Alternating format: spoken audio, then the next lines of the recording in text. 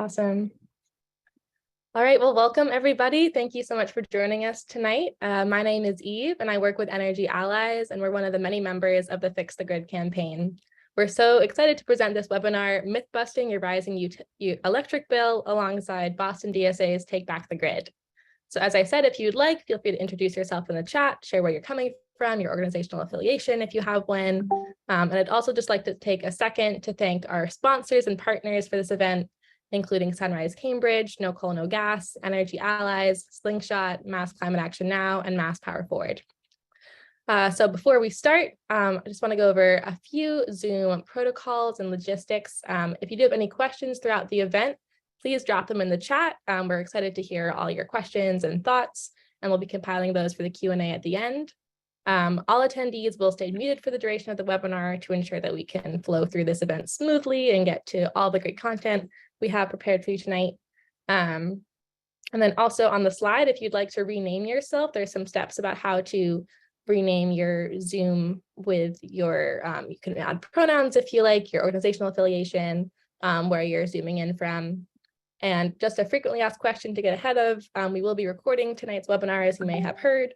And so we'll be sharing the recording and slides following the event. All right, so just to go over a brief agenda, we'll start with introducing who we are, the Fix the Grid campaign and Take Back the Grid. Then we'll be introducing our amazing panelists, Don Kreis, Timmons Roberts, Tyson Slocum, and Camilo Viveiros. And they'll each share expertise on the grid and ISO New England and how we can make it better. We'll finish up with a Q&A, and we'll be addressing all your questions you've dropped in the chat. And then we'll go over some next steps and close out by 7:45 p.m. So for the first off, who are we? Just Fix the Grid. Fix the Grid is a grassroots campaign in the 6 Northeast states that aims to accelerate a just transition to a democratic, transparent, and renewable electric grid.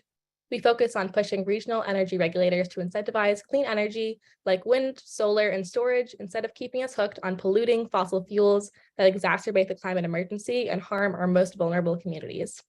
We plan events and actions. We seek to educate ratepayers and get as many people involved in the wonky world of our electric grid as possible. I'm just going to pass it over to Patrick to introduce the Take Back the Grid campaign. Thanks, Eve. My name is Patrick Balog. I'm a Boston DSA member. Just want to start off by saying a big thanks to the Fix the Grid campaign for inviting us to co-organize this with them. Thanks to our wonderful speakers. And thank you all to all the attendees. It's amazing to see over 120 people right now and counting. So the Take Back the Grid campaign is led by Boston DSA's Eco-Socialism Working Group, but we have members from all over Massachusetts. The campaign began in 2019 as a statewide push for publicly owned utilities in Massachusetts, and we organize around the 4 Ds of energy democracy. Those are to democratize, decarbonize, decommodify, and decolonize our energy grid. So in addition to fighting utility rate hikes and utility debt, we also work on some local campaigns such as the Cambridge Green New Deal. We host eco-socialist reading groups, and we support our coalition partners across Massachusetts who are opposing fossil fuel infrastructure. If anyone's interested to get more involved with our group and join our mailing list, I'm dropping a couple links in the chat where you can find our website and our Action Network site.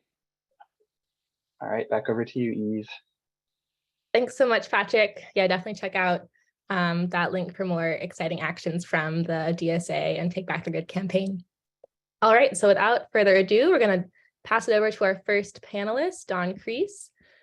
So Don has served since 2016 as New Hampshire's consumer advocate, representing the interests of residential utility customers before the New Hampshire Public Utilities Commission, or the NHPUC, as well as regional and federal decision-making bodies. He has previously served as a general counsel of the NHPUC, as a hearing officer with the Vermont Public Utility Commission, and as the assistant director of the Institute for Energy and the Environment at Vermont Law School. Prior to law school, Don spent a decade as a full-time journalist, first with Associated Press and then with the alternative News Weekly Main Times. And with that, Don, I'm going to pass it over to you. All right. Well, good evening, everybody. I am terribly sorry that I'm not wearing my bow tie this evening, but we've had a snow day here in snowy Concord, New Hampshire. So you'll just have to deal with me in my more casual garb. And I just want to say what a great pleasure it is to be part of this little presentation tonight. Very excited about the Fix the Grid campaign. The only thing I've heard so far that I disagree with is the characterization of this subject as wonky. I guess it is a little complicated, but it is worthy of sensationalization and outrage. And so don't be intimidated. Don't think of it as wonky. Think of it as something as super accessible. And if you have any questions about anything I say today and you want to circle back with me, there's my contact info right there on the first slide. Okay, let's go to the next slide. So the biggest utility in New England is Eversource, and I used their sample bill as the jumping off point here. And just to orient you, what you see on the left is the Eversource sample bill, and then I took the bottom quarter of that and I blew it up there on the right. And it's that list of charges that are broken out on the electric bills of almost every electric customer in New England that I'm really talking about here. All of the states in New England, except Vermont, have gone through electricity industry restructuring, which means that our electric utilities are no longer vertically integrated.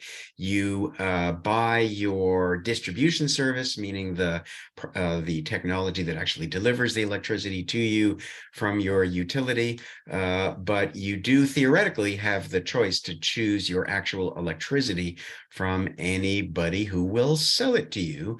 And so generation is no longer considered a regulated utility. It's not a monopoly anymore. And as I say in the last bullet point there, in all of the restructured states, we've unbundled bills so that you know and can look at exactly what you're paying for each component of your electric service. So if you go to the next slide, you have my handy dandy little super simplified list of the items that appear on your electric bill every month. The first one is a fixed customer charge, and it doesn't vary by how much electricity you use. It's basically an entrance fee, if you want to call it that. The idea is that it covers the fixed charges that the utility incurs, and it ranges from anywhere from about 12 or 13 bucks up to 30 bucks in some places. And then the other charges on your bill are a distribution charge, which pays for the local poles and wires that connect your home or business to the grid. Then there's the transmission charge, which pays for the high voltage bulk power transmission system that moves electricity around the region and around the country.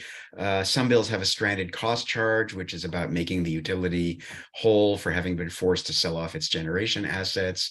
There are public benefits charges. In New Hampshire, they pay for energy efficiency programs and assistance for low-income customers. There are various miscellaneous charges that I'd be happy to explain to anybody who wants to know about from their individual bill. And then you pay an energy charge, which is the price of the actual electricity. And it's that charge that has been shooting through the roof around the region in the last year or two, which is what everybody is all worked up about. Okay, next slide. So how do the distribution charges work? Those charges are set by state PUCs. They are set through rate cases. The second bullet point is the formula for determining their revenue requirement. The process involves creating or determining a allowed return on equity, which is basically how much return the shareholders are supposed to be allowed to earn by way of a return. It's supposed to vary with the risk of the investment, despite the fact that utilities are very low risk. That is usually in our region about 9.25%. You might ask yourself, where can you earn 9.25% on any of your investments? Okay, next slide. Transmission charges, unlike distribution charges, are regulated by the federal government under the Federal Power Act. Typically, transmission owners get even more lavish returns on their investment because transmission is supposedly so risky. Our regional grid operator, ISO New England, oversees the planning of the grid, but I contend that everything else about transmission is essentially unregulated, or at least unscrutinized. The formula rates mean as soon as a new investment is made, it automatically goes into rates, and nobody's really watching to see whether these investments are prudent or not, or so it seems to me. Okay, next slide. Okay, so here is the thing that you might find annoying or dispiriting. Basically, utility investors are always made whole. As part of the rates that we all pay, they receive both a return on their investment and a return of their investment. The return on investment is the return on equity component in your distribution rates. And the return of investment comes in the form of depreciation charges. If any of you have ever been involved in owning a business, you know that you have to allow for depreciation as an expense because your assets wear out over time and you need to replace them. And so that expense is called depreciation. And that is the mechanism we use to pay back the investors for the actual toys that they put into service to deliver electricity to us. Next slide. Okay, so the question is, how do utilities make a profit? And this is basically what they go through. They go through rate cases, or they get their formula rates for transmission, and the rates are set. And using the revenue from those rates, the utilities try to meet their operating costs. Then they pay their lenders, because about half of the assets that they have are paid for by borrowed money. Then they pay their taxes. And then after that, they try to retain some earnings so that they have some resources to plow back into investments in the company's assets. And then the rest is distributed out to shareholders as dividends, or what I called here other lucre, like stock buybacks and that sort of thing. Okay, next slide. So here's what I want to say about the energy charges on your bill. Your utility buys, if you take your energy service from your utility, at least in New Hampshire, that's called default service. The utility buys the energy on the wholesale market. There's no markup or utility profit as the result of those energy charges. The profits, such as they are, go to the generation owners, and supposedly the rates are market-based. The markets are administered by ISO New England, and there are separate markets for energy, which is the actual electrons, capacity, which is just paying the generators just to show up, and then ancillary services, which are various other things that are necessary in order to keep the grid from failing. And if you go to the next slide, this is what I'd really like you to think about, which is the two biggest generators in New England. These are the places that are really making the money, I think, in the present situation. The biggest generator in New England is Mystic Station. The second biggest one is Seabrook Station. They're owned by the two biggest generators in the region. And if you're outraged about your electricity distribution, default energy rates, then the companies to be mad at are actually these two companies, Constellation and Next Era, rather than your utility. So if you want to do an investigative journalism project, look into what these companies are up to, what kind of returns they're making for their shareholders, and what kind of business practices they are conducting. Well, that is my 9 minutes of overview of how utilities make money. Thank you so much, Don. That was awesome. A great overview of all the different parts of our utility bill. Next up, we're gonna move over to Timmons Roberts. So Timmons Roberts is an Idelson Professor of Environmental Studies and Sociology at Brown University and the Executive Director of the Climate Social Science Network. He has taught in and directed environmental science and policy programs at Brown University, the College of William and Mary, and Tulane University. Timmons' current research focuses on social drivers of action and inaction on climate change. He teaches courses on equity in the environment, on globalization and the environment, and practicum group workshop courses on local, national, and global environmental policy issues. And I've actually had the pleasure of having him as my professor, so super excited. Timmons, take it away. Thank you, Eve. And if you go to the next slide, if you can see if you can identify Eve among the students in my lab group. This is a climate and development lab at Brown University. So I'm going to start my timer. So I keep it to 8 minutes. Dawn, that was awesome. I agree with you that the Fix the Grid work has been really exciting. I've been trying to keep up with all the discussion going on in the sort of the technical group, and it's been pretty exciting. So my climate and development lab is trying to understand, what's slowing down our progress on climate change. That is, we've known the science for decades, and yet we've failed to act in a manner that's really commensurate with the science. And so this Climate Social Science Network is a group of scholars, now up to almost 400 around the world, trying to understand the organizations that are slowing, blocking, in any way, keeping us from acting on climate change. So next slide. One of the first studies, Eve, I think you were on this one, is that right? Where we did a pilot study we went to the State House here in Rhode Island, and we went to the archives and just counted the number of times that different organizations testified against climate bills. This is in Rhode Island and then in Congress. And you'll find actually a lot of them are petroleum and fossil fuel industry related, but there's also chambers of commerce, the utility National Grid is right at the top, Oil Heat Institute, American Petroleum Institute, and so on. And one thing right off the bat is that utilities are highly present in state houses, as I'm going to show you, as basically the most consistent lobbyists in this space. They also pay dues to their trade organizations like the Edison Electric Institute and the American Gas Association, which do some of the most effective national policy work that is lobbying against climate action at the federal level. And then they also have local efforts. Next slide.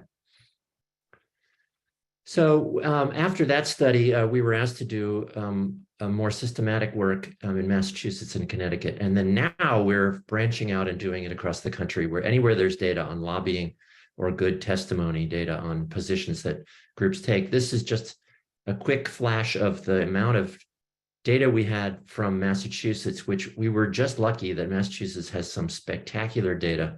134,000 lobbying positions taken by almost 2,000 organizations on 16,000 bills. And then we winnowed it down to the stuff that was about sort of the priority bills by environment and climate coalitions. So next, and we used algorithms. So this is what it looks like when you go in, for example, in Connecticut, in the website, this is the public hearing testimony. So you can find the bills that you care about.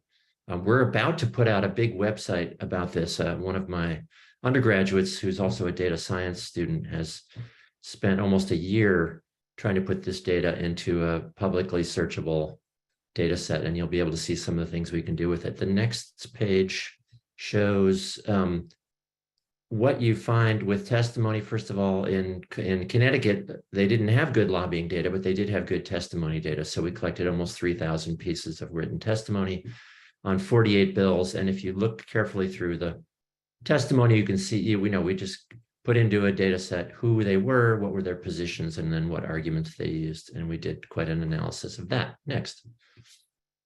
I'm moving fast here. We have some reports that I'm happy to send you to.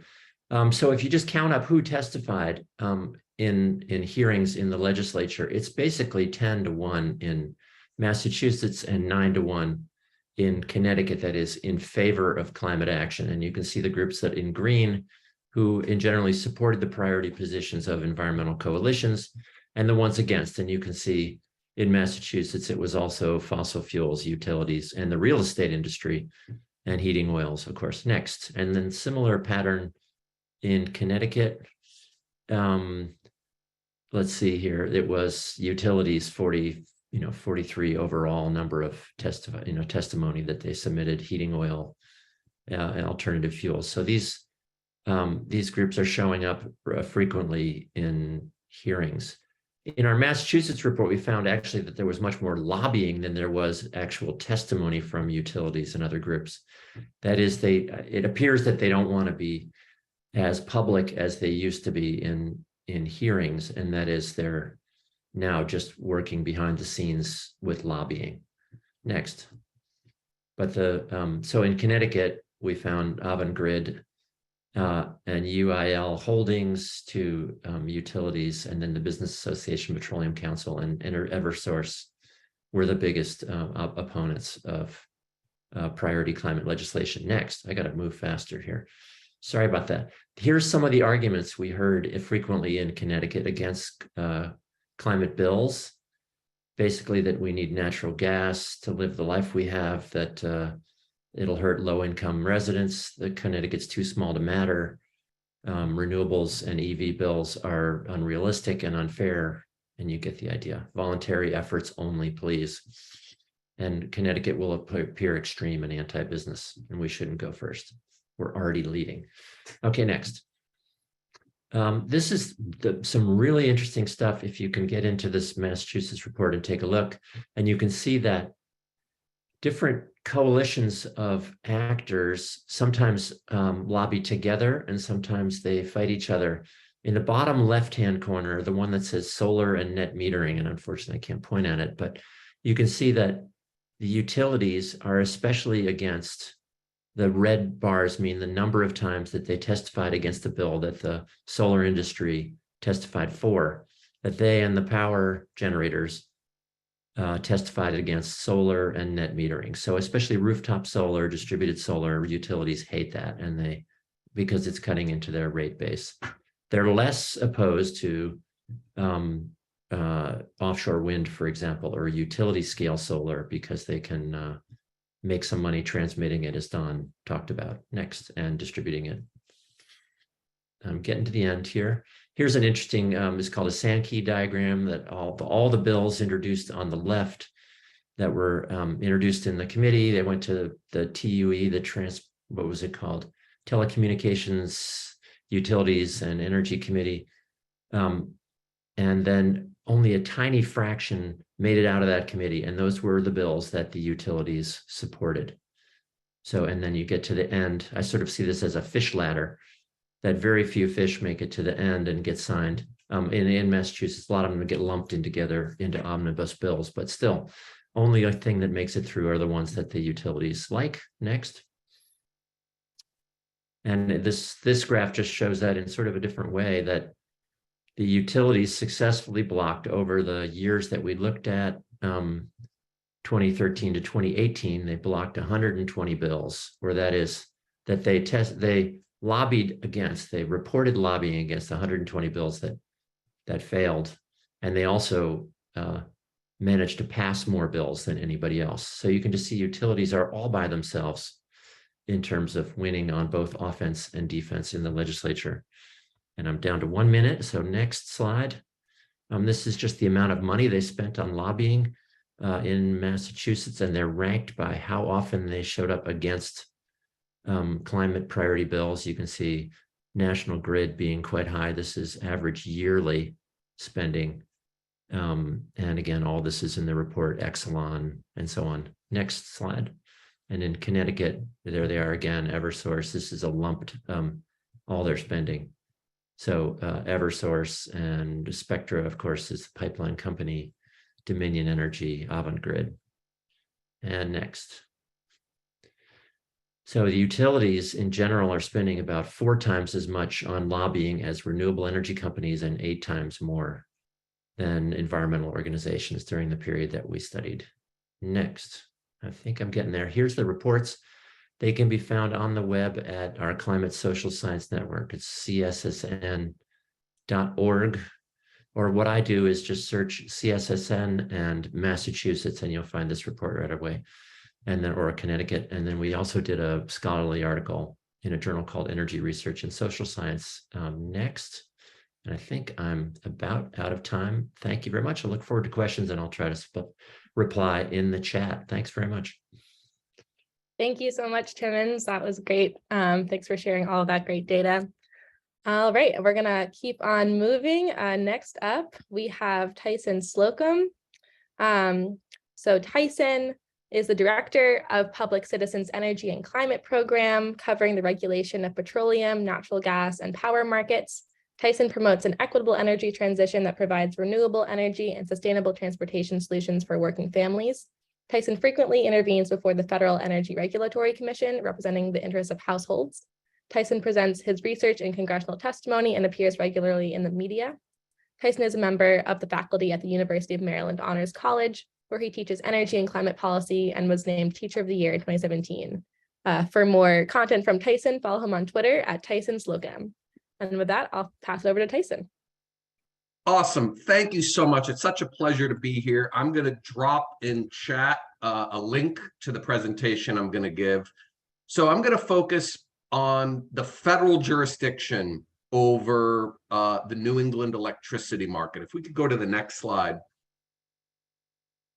So the deregulation of the energy market in New England was part of sweeping deregulation that Congress enacted over almost the entire economy in over a 12-month span in 1999 and 2000. It started with December 1999, when FERC issued an order encouraging the creation of ISO New England and the other RTOs across the United States. And the reason that FERC encouraged the creation of ISO New England was to, quote, facilitate lighter-handed regulation and, quote, reduce the need for FERC oversight and scrutiny. So the whole point of ISOs was to deregulate, was to move regulatory oversight away from FERC and onto the private organizations like ISO New England. If we could go to the next slide. Thank you. So what the problem with ISO New England is that it doesn't have mechanisms to address the needs of all people in New England, and particularly the issues of energy justice and environmental justice. If we could go to the next slide. New England relies, and if we could go to the next slide, please. I've got a whole bunch of content in here in only 8 minutes, so I've got a whole bunch of slides that I'm not going to spend time on, but they're very interesting. And again, I dropped the link, and I know they'll be available at the end of the webinar as well. So ISO New England relies upon another entity called NEPOOL to oversee a stakeholder process that is in no way representative of actual democracy or actual stakeholders in New England. There are no seats for the general public. The general public is not permitted to be in the room when NEPOOL is debating electricity policy initiatives. There are no seats for environmental justice or energy justice voices. If we go to the next slide. There are, however, plenty of voting rights for big oil companies. Both BP and Shell are voting members that are active participants. Almost every major Wall Street bank has a voting seat at NEPOOL. Global energy traders like Mercuria, Trafigura, and Vitol, names that New Englanders probably don't know, but these are the biggest energy and fossil fuel traders in the world. Vitol, for example, trades more oil every day than any other entity, even ExxonMobil or the Saudis.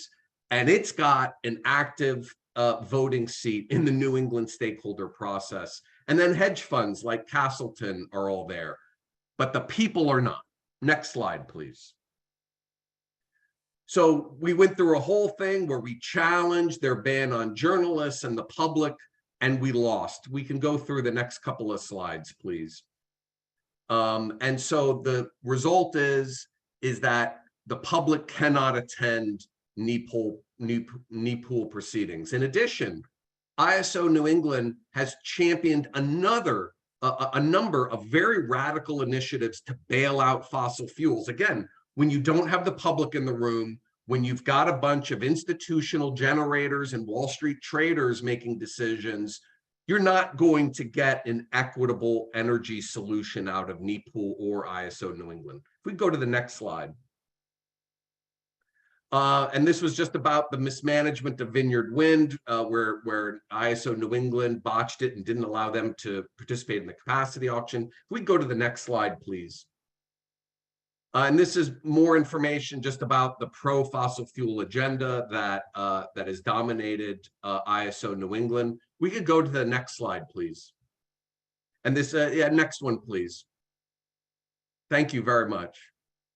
Oh, I think we also, yeah, there we go. Yeah, each one of these, we can keep going if you don't mind. I'll get to the solutions part. One more, please.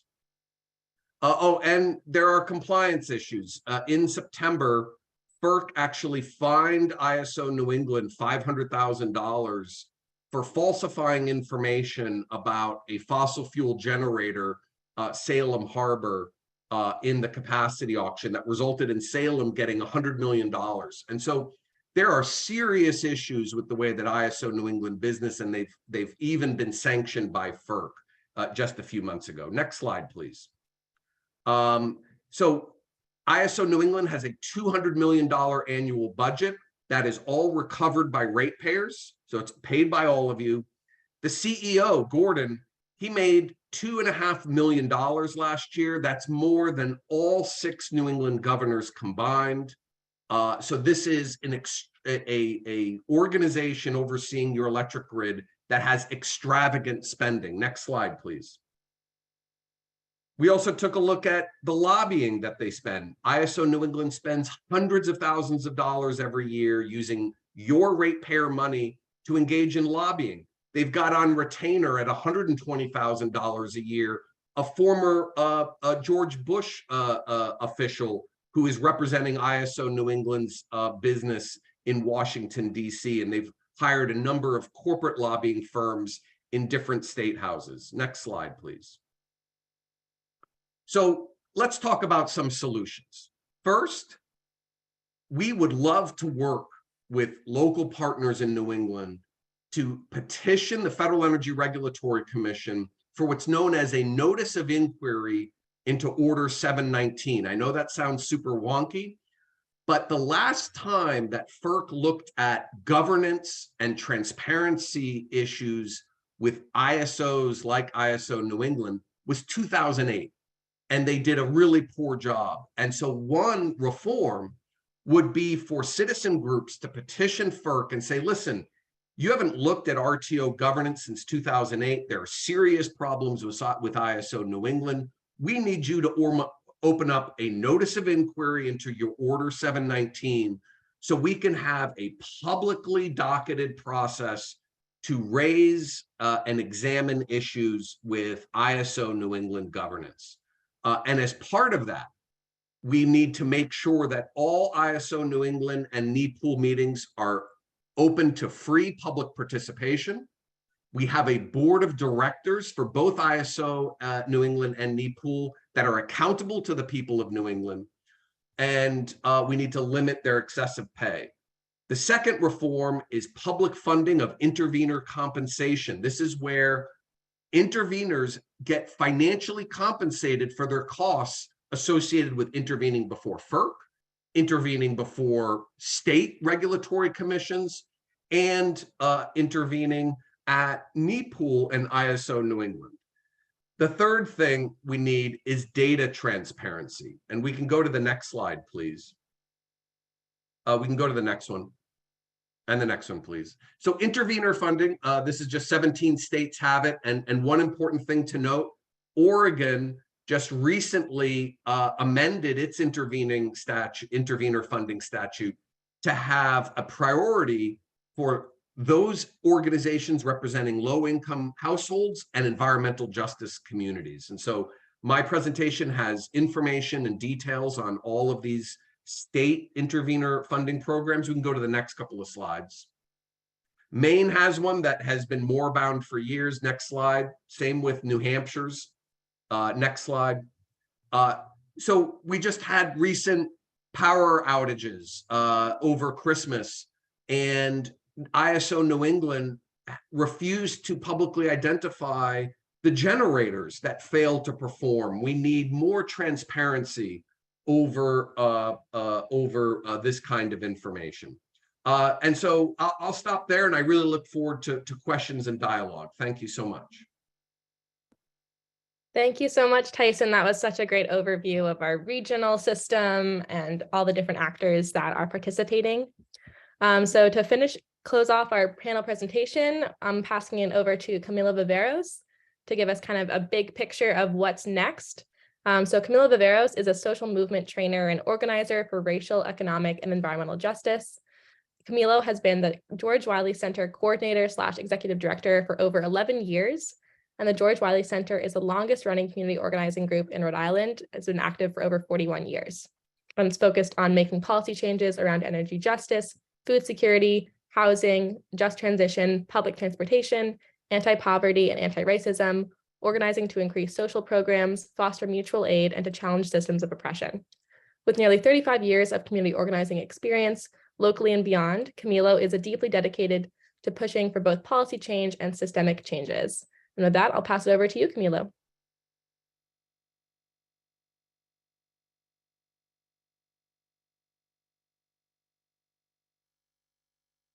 I think you might be muted, Camilo.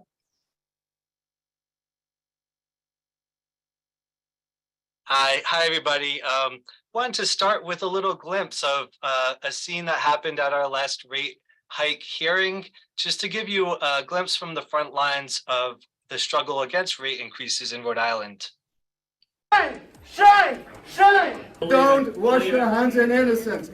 Don't wash your hands in innocence. The public was promised time and time again there would be no rate hike. For the future of our children, grandchildren, great-grandchildren, we are hurting them, and it's gone on far too long. So drop it off the docket. Drop it off the docket.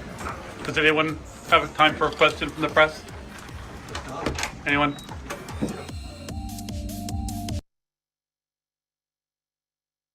Thanks so much for sharing that. So, you know, George Wiley Center, sometimes we have a reputation of being a little controversial, and community organizers, we believe in every action, there needs to be a reaction, right? Just like physics, the saying, you know, right now we're seeing historic rate increases. Everyone on this Zoom knows that what's going on with the climate change is not getting any better. So our actions really need to meet the crises that we're in right now. So, you know, that rate increase hearing, folks were ready to do civil disobedience, and that's the seriousness that we're talking about. So I'm going to talk a little bit about the micro, like some of the organizing that the George Wiley Center has done to try to really challenge the harm on BIPOC and low-income communities in Rhode Island. And I also want to highlight some of the macro systemic issues that we're facing, right? I appreciate the panelists, you know, talking about some of the differences between the supply and distribution side of your bill. But for our members, you know, when they're seeing record profits come from utility, from their balance sheets, it's clear that there are myths in the making, right? Whatever way you slice your distribution versus supply chain, you know, whether you believe there's gorging happening or not, utilities are making bank, they're making decent profits, and it's up to us to really push back against the folks that are benefiting off of, you know, the harm that they're creating, right? So the George Wiley Center has been around for, like we said, over 40 years. We come out of the welfare rights movement. George Wiley was a welfare rights organizer. We're a membership-based organization, so we're on a drive right now trying to build 1,000 members. And I would encourage all of us to think about, like, what is our theory of change, right? How are we building power, and how are we building up to scale to challenge the problems that we are opposing? So, you know, we have decades of different victories that we've won that have, you know, incrementally made changes. So, you know, even in the 10 years I've been at the George Wiley Center, we've seen a decrease of over 10,000 households facing utility shutoffs. And how have we won that? We won that through change on multiple levels, by submitting legislation, by pushing for administrative changes, by taking direct action and demanding policy and practice changes directly by corporations and agencies, right? But just because we've gotten 10,000 households in a safer place, it doesn't mean that the struggle's over, right?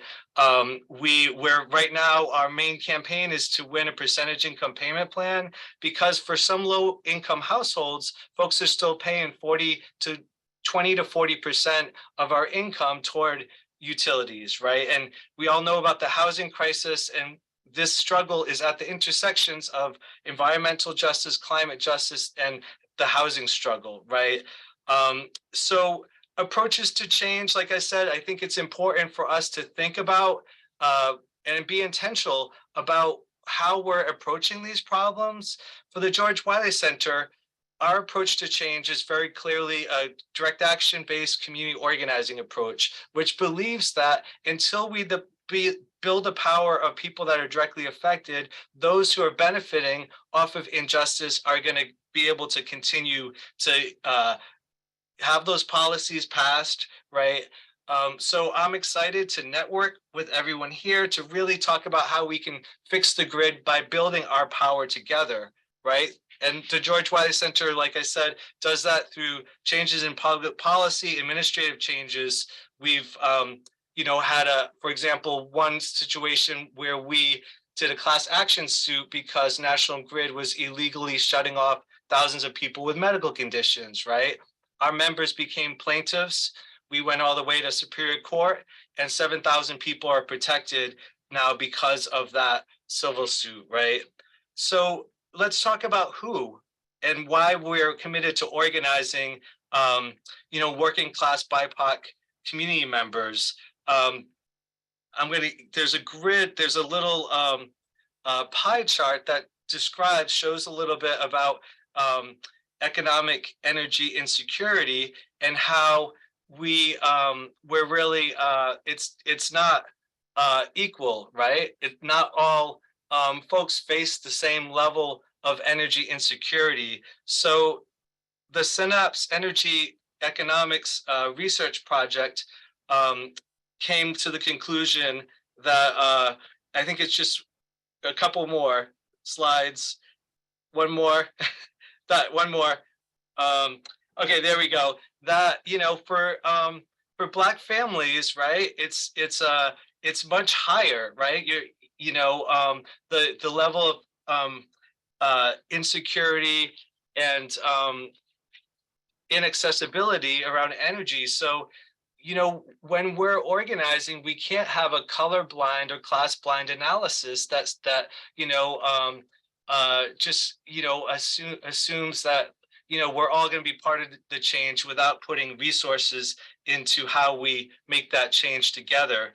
So if you go to the next slide, I wanted to talk a little bit about some of the workshops I've done for Power Shift, where we've challenged these issues about how a lot of times you hear these ideas about, folks that are poor are too busy struggling to survive. Yes, there may be some truth to that, but the conversation we need to have is about resources and relationships, right?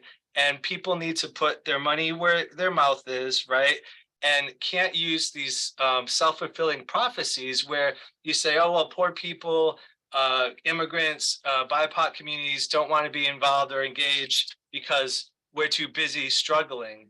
That's not acceptable. We need to build a powerful, diverse movement that is led by people who are most directly affected, right? So I think that's about it for my time. I was going to show another video of from that action that happened this last fall, but I'll just end by saying, if we don't look at the systemic causes of getting our solutions out of the market mentality, then we're not going to be able to really challenge the root causes of our problems, right? You look at places like Nebraska that, I don't endorse their use of fossil fuels, but on the economic level, their rates are 40% lower because they're publicly owned, right? So we need to make sure that the solutions aren't false solutions that are being promoted by people that are profiting off of our suffering. And it is a life or death issue, right? This isn't just a moral issue. There's an existential threat to low-income folks that face energy insecurity, and there's an existential threat to climate change and pollution. So we need to face all these together, and I'm hoping we can build support for each other and get stronger so we can win bigger victories together. Thank you. Thank you so much, Camilo. I think, Maria, I think we have time to watch the video before transitioning to questions. What do you think? Or should we just go right into Q&A? I think we can watch at least a minute of it. Yeah. Great.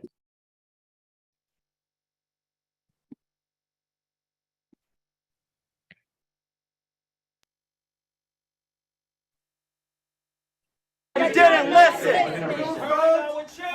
When we talk about parties, the most important parties are the people right here. You want to talk about all the different stakeholders, you want to talk about the legal counsel, these are the people that are going to be impacted by these rate hikes. Don't walk away from that. Rate hikes. No rate So you can fight all the technicalities and the legality issues, but the fact is the impact this is going to have is increased evictions, increased homelessness, and guess what? That blood is on your hands. People are gonna die. Elderly will People die. are gonna die. Children will suffer. Homelessness. It is immoral, and the religious community stands to say you have an obligation as a commission to do what is right, to do what is fair. And so we ask you, who are leaders, who God has put in place, to do the right thing, because children will die. Children will be separated. They will not eat. Families will have to choose, do they pay their rent or do children go home in cold houses with lights off and suffer? And it will raise more money in the state because somebody who had the right choice to make a right decision right now for the future of our children, grandchildren, great-grandchildren, we are hurting them, and it's gone on far too long. So drop it off the docket. Drop it off the docket. Drop it off the docket. Drop it off the docket. Drop it off the docket. Thank you so much for sharing that, Camilo. That's an extremely powerful action. All right, well, I want to thank all of our panelists once again for sharing your expertise and time with us this evening. We went all the way from looking at what our utility bill, breaking down what those different charges are, to what different actors influence state level lobbying, to our regional level, ISO New England, to how can we change this whole system? How can we break this down and make it work for everybody? So we're going to transition into the Q&A right now. If you haven't asked a question yet, feel free to drop it in the chat. We'll be monitoring that going forward. So just to start off, I think this has been answered a bit in the chat. And I can pass it to you, Tyson, first, but if anyone else has thoughts on it. Someone asked if the New York ISO is similar to New England in terms of decision-making without public input or their salaries. So I was wondering just your thoughts on comparing ISO New England to other ISOs across the country. Yeah, so ISO New England is a complete outlier in terms of its ban on public attendance over knee pool proceedings where deliberation and voting occurs on proposed electricity market designs. And you know, Don, thank goodness that Don and the other consumer advocates are able to participate and vote in that process. But I'll turn it over to Don, who's got a front row seat for those deliberations. But what I can say is no other ISO bans the public from attending. And ISO, I'm a native New Englander, and it pains me that ISO New England is an outlier in a bad way. Don, I don't know if you've got anything to add. Just that I heartily agree with everything that you just said, Tyson, about how outrageous it is that NEPOOL operates as a kind of a very large sort of smoke-filled room, although there's no smoking in those rooms. Even if the public were allowed to attend NEPOOL meetings, though, the voting rules and the whole system is essentially impenetrable. I don't have the resources to make meaningful use out of my NEPOOL membership. And even if I could, because I'm just one little vote in one little sector known as the end user sector, the fact is that the legacy interests, meaning the big companies that own the generation and transmission assets principally, they dominate. They essentially have veto power over what NEPOOL decides. So it screams for reform, and it's exactly the reason you gave, because when FERC issued Order 719 more than a decade ago now, it told these regional transmission organizations that they were supposed to create meaningful opportunities for the public to have an influence on the governance of these things. And that's just not happening in New England, in my respectful opinion. Thanks for sharing, Don and Tyson. Yeah, definitely just evidence that we really need to reform ISO New England. And so glad that you all are here tonight to learn how to do that. I see a couple of folks are raising their hands. So if you have a question, drop it in the chat. We're not able to unmute if you're an attendee this evening. So if you're able to type that into the chat, we can get to your question. So the next question that we have is, this is kind of a wider question that I'm going to start with you, Camilo, but if anyone else wants to jump in. So are there alternative models for grid-based on decentralized or democratic ownership or control? Are there other examples we can look to for a grid that isn't this centralized, vertical owned system? And how can we organize to make that happen? Yeah, I mean, what I would say is that the essential part is the people power, because, not too long ago in Texas, co-ops, for example, were shutting off people worse than utilities, right? You had a Tennessee River Valley Authority that was a publicly owned institution, but was horrible as far as like racial exclusion. So I think we should be pushing for non-market based solutions and cooperatives and publicly owned utilities. And we can't just hand over the supervision and accountability. We need to be organized, and we need to have grassroots groups that hold everyone accountable, whether it's a public utility, whether it's a co-op. Barbara Alexander made a comment about Nebraska, right? There isn't any perfect solution where some places where you have lower rates, they're burning fossil fuels. Other places, folks are doing a better job transitioning to solar or wind, but they're not being mindful of the rates as they impact low-income people. So that's why I'm so excited about us coming together. All of us from our different vantage points are going to be able to build trusting relationships and educate each other about what's most important to us and how we won't be divided, right, and conquered by our common opponents, which is really corporate utilities.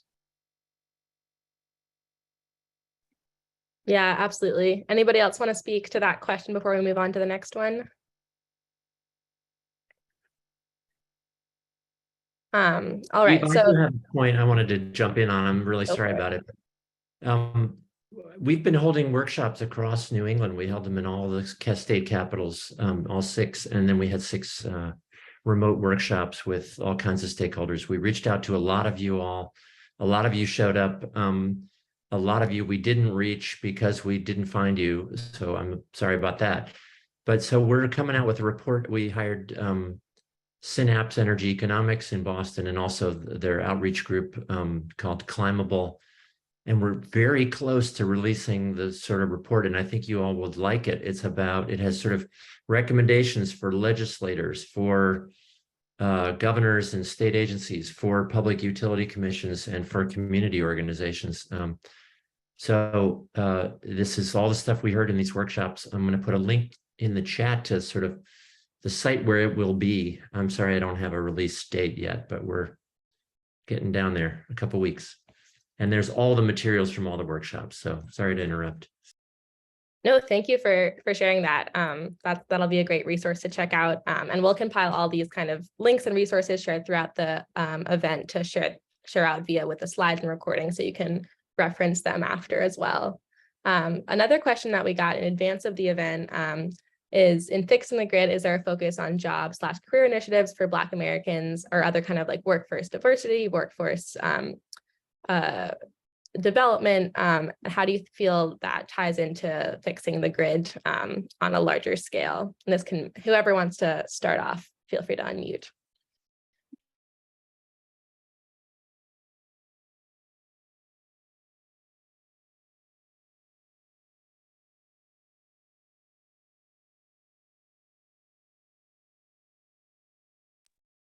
Eve, why don't you repeat that? Because I think we're all trying to keep up with the chat and everything else. And I personally only have the prep Google Doc. I don't see one with questions in it, so I'm sorry. Totally, yeah.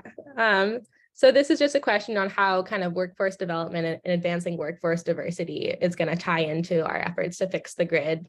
So not just enhancing public participation, but also making sure that the people who are working on the systems represent the diversity of the communities that they serve.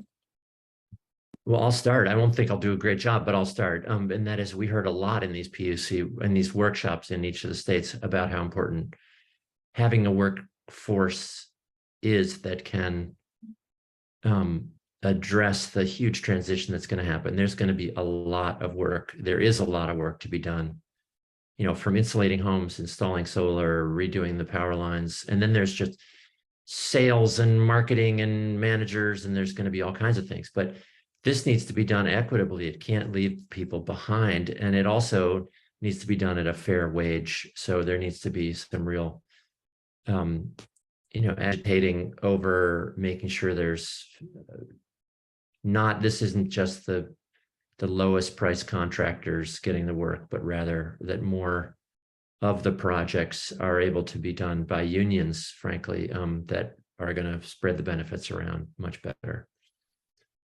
And I'll just add on, it's really important that the governance and control over the energy institutions in New England reflect the communities that they serve.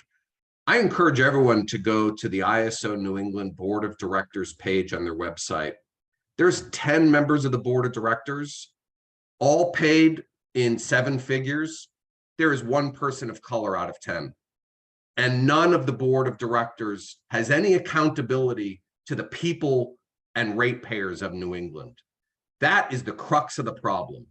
When the grid operator has no interest and no responsibility to be responsive to the community that it's supposed to be serving, when it does not feature the kind of broad diversity that New England communities feature, that's a problem. And so if we want to have a grid operator that is working for the people, it needs to start representing and looking like the community that it's supposed to be representing.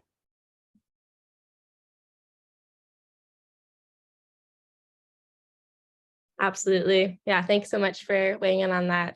Next question we have, it's kind of back to the focus of this webinar about, so electricity costs have increased steadily over the past more than 5 years, while gas costs have shot up this year. And so why is that? Kind of what are the difference between electricity and gas costs?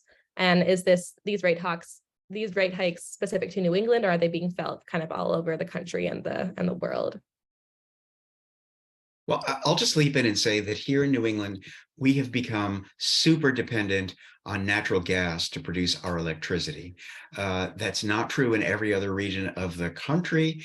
Here in New England, because we went through a decade of very cheap natural gas prices, we overbuilt natural gas generators, and we're so reliant on it now that, given the way the markets are run, it's the natural gas generators that tend to set the price for electricity at wholesale, and that's what has exerted a lot of upward pressure on electricity prices. People talk about the war in Ukraine. That war has created a lot of price volatility, but as the questioner suggested, the upward price trend was happening even before our friends in Russia decided to invade Ukraine.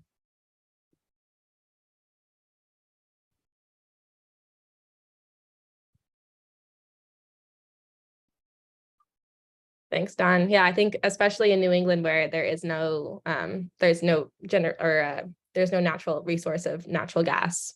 It all has to be imported into the region. It's especially doesn't make any sense for that to be one of the primary sources that we use to power our homes. Right. And that goes back to the previous question. My big obsession is negawatts with an N. Why? Because if we invest in energy efficiency, we're paying local people to weatherize our homes and improve the efficiency of our local businesses and residences. We can do that, or we can pay people who produce natural gas in Texas, or in Trinidad and Tobago, or you name it. So it really is about keeping wealth local, and that, of course, promotes energy justice, I hope.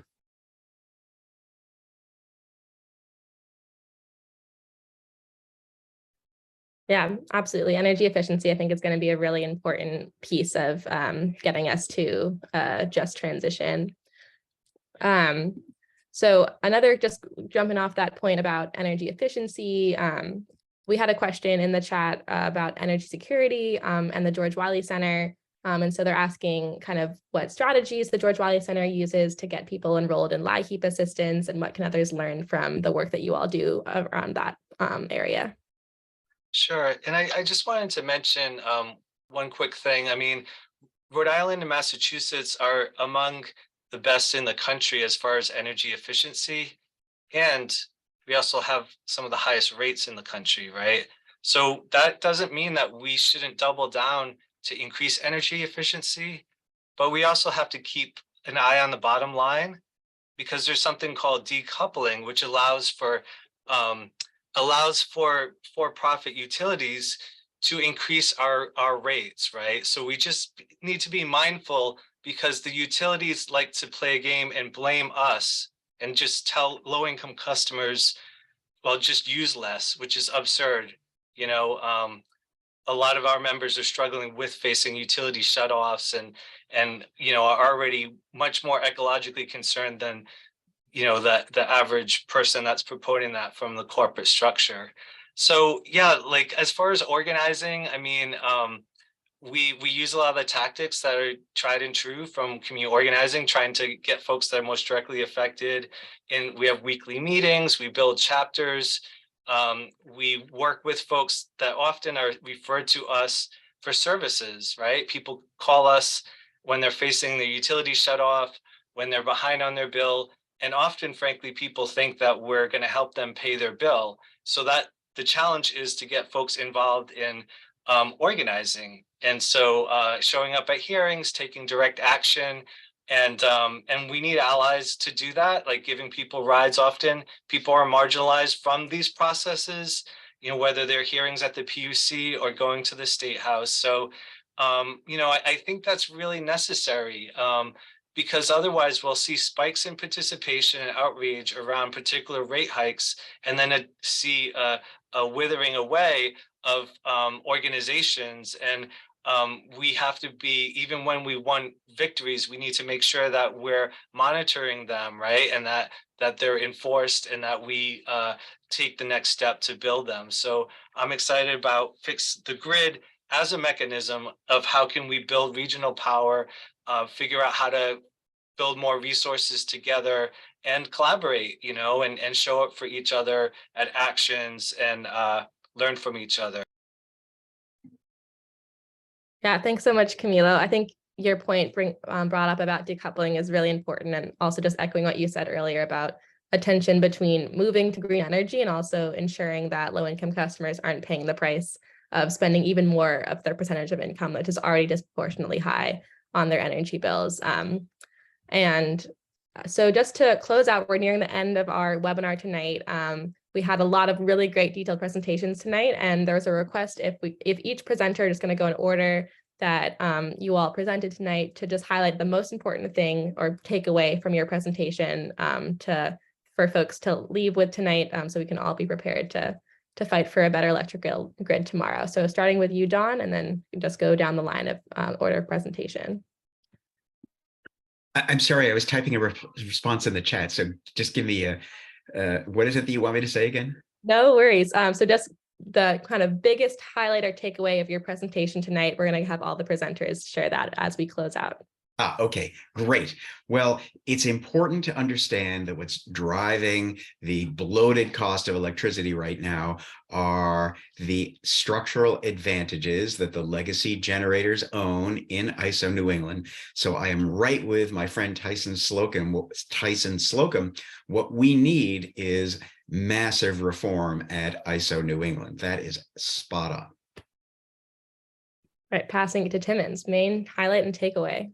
So the main highlight is that we documented just how powerful utilities are at state houses. And that is one of the big explanations for why we have this situation of structural advantages and inequality.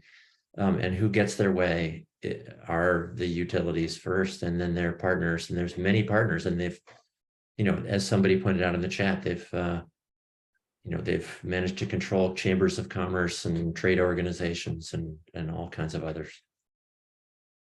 Awesome. Passing it to you, Tyson. So ISO New England, as the grid operator and the entity that drives electricity policy for the region, is not accountable to the public that it's supposed to be serving. And so I would be thrilled to work with all the folks on this call on a petition to the Federal Energy Regulatory Commission to initiate an inquiry under Order 719 to pursue governance reforms over ISO New England and the other ISOs across the country to democratize their access and to ensure that all interested members of the public can freely participate in decisions about our energy future.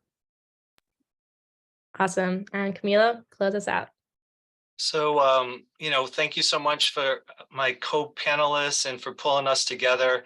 I think the antidote for all of the different issues, whether they're legal barriers to participation, whether they're the donations and lobbying by the corporate world, right? Whether they're the challenges around what people perceive as, technocratic, barriers to understanding these decisions that are being made. The antidote to all of that is a literal struggle around power, right? It's literally, we want access, we want clean, renewable power, but we're going to have to build power. We're going to have to organize the unorganized, right? Our neighbors, other folks in our community, we're going to have to topple those barriers to participation and work with everyone on this call, work together to build our capacity if we really want to make the change that we all have identified, right? So we look forward to working together. Thank you so much for pulling us together, and looking forward to struggling together to win bigger victories. Thanks so much, Camilo. And thank you again to all of our panelists tonight. I'm going to pass it over to Marae for final action item and to wrap us up. Thanks so much, Eve, and thank you to all of our panelists. I'm going to share my screen again to bring back a few last things. So appreciate all of you ending on that note of, governance reform is what is needed, especially through organizing from the grassroots level, because that is what the Fix the Grid campaign is all about. It's a campaign that includes a lot of different organizations across the region, some of which you can see here on the slide, along with others. We're a grassroots campaign that is aiming to accelerate, as Eve said, a just transition to renewable, democratic, and transparent system.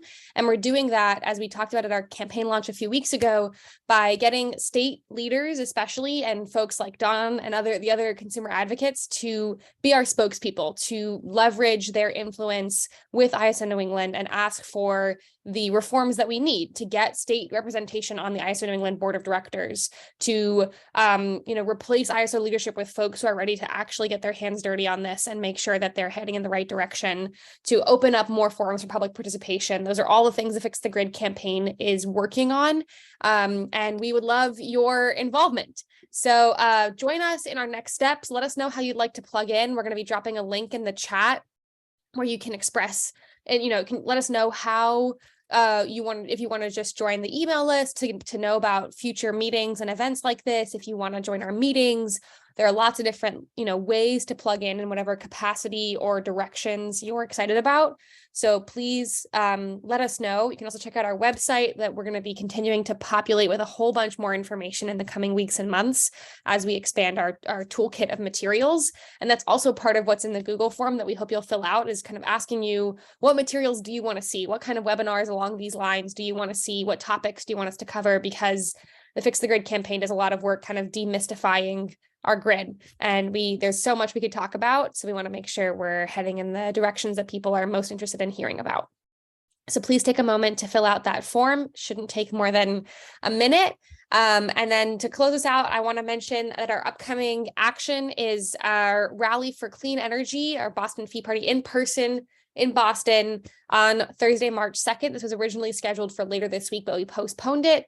And we hope you'll join us to really, call on our Massachusetts leadership to step up on this and help us reform our electric system, because we can't keep going down this direction of electricity, electric bills skyrocketing, depending on fossil fuels, all of our money going towards utilities lobbying against climate legislation, or ISO New England executives making way more money than they should off of ratepayers.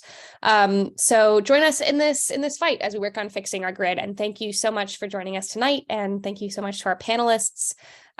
We'll be in touch with the recording and the slides. And I'm sure that the panelists would also welcome any additional questions via email if you want to reach out to them. Thank you, everyone.